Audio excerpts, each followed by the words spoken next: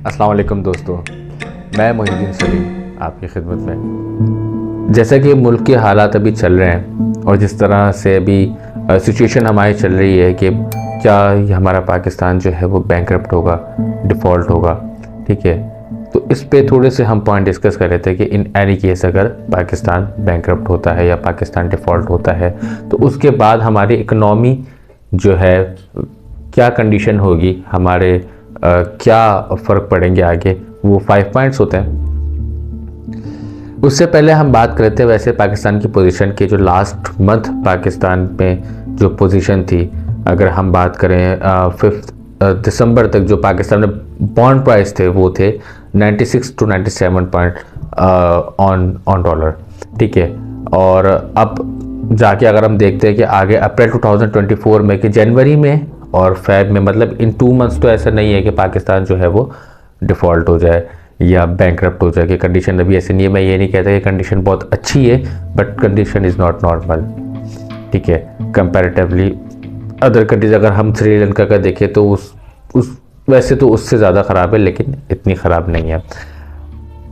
अच्छा, अब हमारे साथ और अभी क्या इश्यूज़ हैं कि अगर हम लोग अगर बैंकरप्ट या जो है वो डिफ़ॉल्टर हो जाते हैं पाकिस्तान, ठीक है। वैसे जो अभी इन्वेस्टर्स हैं पाकिस्तान के अंदर, उनको तो ऐसी कोई सिचुएशन या पाकिस्तानी कंडीशन नहीं लग रही है कि यहाँ पे अभी वो जो है वो इन्वेस्ट नहीं कर सकते या उनको रीपे नहीं होगा, ठीक है। फर्दर जो हम देखते हैं कि इम्पोर्ट कवर जो पाकिस्तान का है, वैसे पास्ट 30 ईयर्स से हम देखें तो जो हमारा इम्पोर्ट कवर था वो था 6 मंथ का, लेकिन लास्ट 3 मंथ से हमारा जो इम्पोर्ट कवर है वो लेस देन 2 मंथ से, जो कि ये हमारा नॉर्मल नहीं है, ठीक है। क्योंकि 3 मंथ्स जो होता है वो इंटरनेशनली जो होता है वो इम्पोर्ट कवर आपका होता है, और less than 3 months is not normal, और 1.5 मंथ इज़ क्रिटिकल। तो खैर हम लोग वैसे तो 2 मंथ से हम लोग लेस हैं, लेकिन इतनी बुरी कंडीशन नहीं है जितनी अभी जो है वो ख़बरों में चल रही है, या हमारे पास अभी जो और र्यूमर्स आ रहे हैं या और जो लोग जिस तरह से बात कर रहे हैं, ठीक है। तो इस तरह से हमारी पाकिस्तानी कंडीशन इतनी ख़राब नहीं है। अब हम बात करते हैं उन 5 पॉइंट्स की कि अगर पाकिस्तान जो है वो डिफ़ॉल्ट होता है या पाकिस्तान जो है वो बैंकरप्ट होता है तो फिर उसके बाद पाकिस्तान के ऊपर क्या मुश्किलात पेश आएंगी, या किसी भी कंट्री पे या किसी भी पर्सन जब वो बैंकरप्ट होता है। तो बैंकरप्ट एक्चुअली क्या होता है, क्या बैंकरप्ट होता ये है कि उसके पास पे करने के लिए नहीं होते किसी भी चीज़ के पैसे के, मतलब वो ये कह सकता है कि मैंने ये चीज़ ली है कि I don't have money to pay, तो वो बैंकरप्ट हो जाता है। बैंकरप्ट में क्या होता है, उस पर केस होते हैं, कोर्ट जो है वो उस पर केस करता है, तो फिर उसके जो एसेट्स होते हैं या उसके जो नाम पे जो चीज़ें होती हैं उसको सीज़ कर ली जाती हैं, ठीक है। अब यहाँ पे बात आ जाती है कंट्री की, तो कंट्री के साथ क्या होगा। कंट्री अगर बैंकरप्ट हो जाती है, कंट्री अगर वो डिफ़ॉल्टर हो जाती है तो कंट्री के साथ क्या होगा। अब कंट्री के साथ ये होता है कि हमारे सबसे पहले जो पहला पॉइंट है हमारा वो ट्रेड बैरियर्स, ये बैरियर्स लग जाते हैं।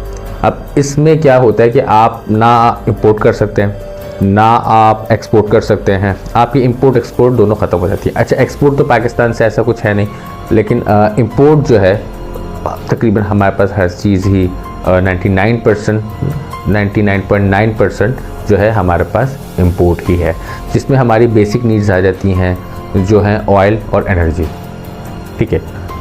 ऑयल हमारे पास वो भी बाहर से आता है, एनर्जी जो है वो भी हम इंपोर्ट ही करते हैं, इवन हम हर चीज़ ही इंपोर्टेड करते हैं।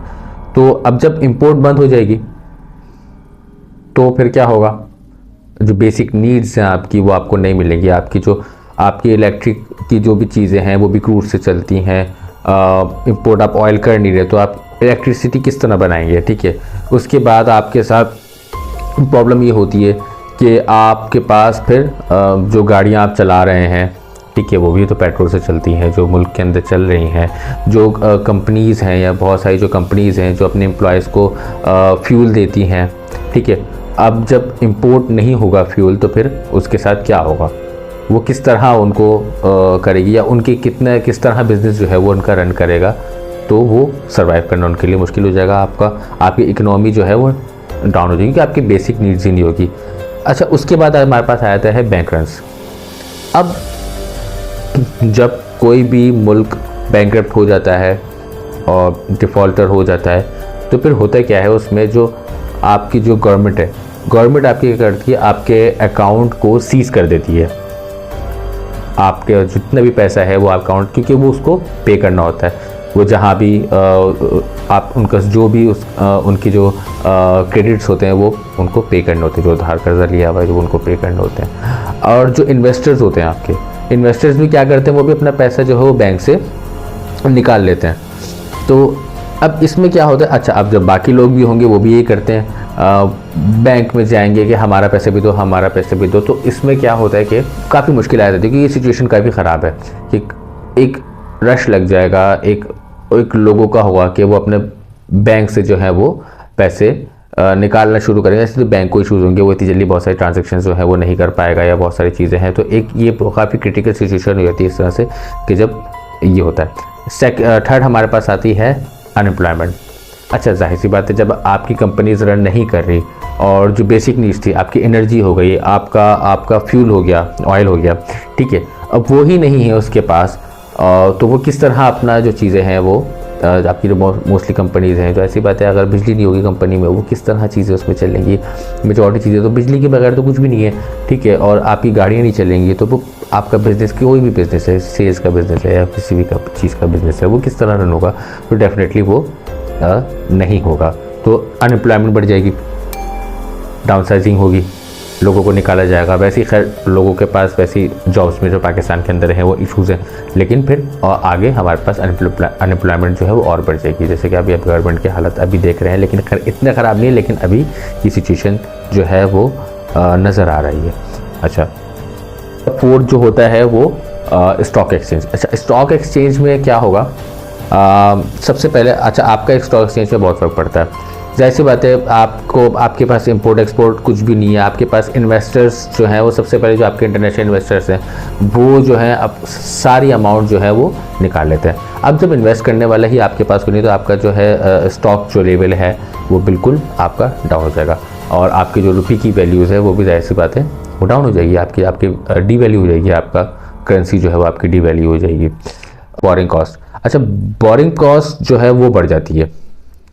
अब बोरिंग कॉस्ट में क्या होता है कि आपके जो इन्वेस्टर्स होते हैं, आपको जब बैंक जो आपको पैसे देता है, ठीक है, अच्छा फिर क्या होता है उसमें, होता ये है कि आपसे वो ज़्यादा इंटरेस्ट पे देगा, क्योंकि ऐसी बात है अब उसको भी चाहिए, तो इंटरेस्ट बढ़ जाता है, आपका इंटरेस्ट रेट बढ़ जाता है। तो जाहिर सी बात है ये बोरिंग कॉस्ट में क्या होता है, ये इनक्रीज़ होती है। आप फिर जो भी कर्जा आप लेते हैं उसका इंटरेस्ट रेट बढ़ता है, आपको ज़्यादा इंटरेस्ट पे करना पड़ता है उसके अगेंस्ट। तो ये 5 मुश्किलात हैं जो एक कोई भी कंट्री जब बैंकरप्ट होता है तो उसके साथ ये होती है। हमारे जो अभी माशाल्लाह जो है एक चीज़ पास हुई है, वो ये पास हुई है कि एनर्जी सेविंग की जो एक हमारी अप्रूव हो गई है कि अब जो है मार्केट 8:30 बजे बंद हो जाएंगी, और आपके जो शादी के हॉल हैं वो आपके बंद हो जाएंगे 10 बजे। खैर शादी का सीज़न तो खैर ख़त्म हो गया है, खैर अब इतनी शादियाँ भी नहीं होंगी खैर, और मार्केट वालों से खैर उनको इतनी जल्दी बंद कराना, जो पहले भी ये इशूज़ हो चुके हैं कई हमारे मार्केटों के साथ कि मार्केटें बंद होती है, फिर ताजिर जो है फिर वो एक इशूज़, एक नया इशू क्रिएट होता है, एक वो गुस्से वाली चीज़ होती है। तो ये चीज़ खैर देखते हैं क्या होता है कि ये अभी इस तरह का है, ठीक है। और जानने के लिए जुड़े रहें, मेरे चैनल सब्सक्राइब करें। मैं इंशाल्लाह आगे जो भी अपडेट्स है, करंट अपडेट्स, वो इंशाल्लाह आपको मेरे साथ आप सबको मिलती रहेंगी। Thank you.